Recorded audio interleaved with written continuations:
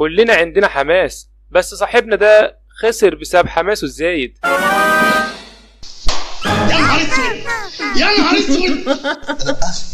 لا لهوي لا لهوي. بقى انا اجهز لك الكوره علشان تشوطها فيا؟ الطفل ده ممثل بارع. استغفر الله العظيم يا رب. لما يكون غبائك أزمة في حياتك. ما ده حاجة عجيبة، يعني لازم تجيبوا الكلام لنفسيته يعني. طول ما انت عايش لازم تعيش اللحظة. شفتني وانا ميت؟ هي ازاي الخرفان دي جت في المكان ده؟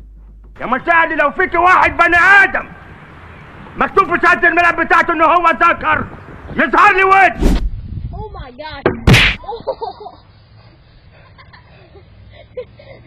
Do it. علشان كل شاب اتخلق يعمل قلق. معقولة اللامبورجيني وصلت للمرحلة دي؟ يا رب.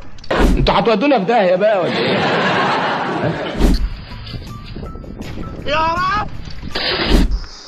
انا جسمي بيتخرط من جوه. يا باشا قلقتلي في ايه يا باشا؟ قول لي. انا بمر بتجربه. على رأي اللي قال كده كده خربانة. الطفل ده فصلني ضحك من الآخر. يا نهار اسود يا نهار اسود.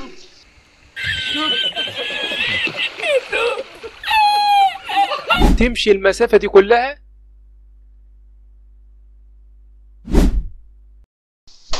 يا نهار اسود يا نهار اسود.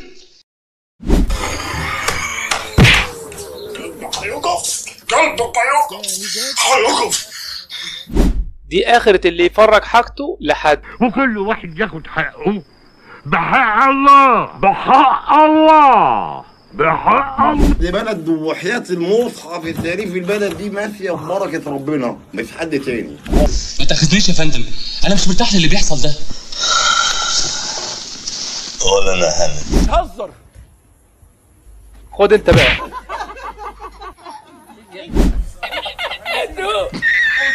عالكسفة اللي انت شايفني كده ومعدي عادي يعني؟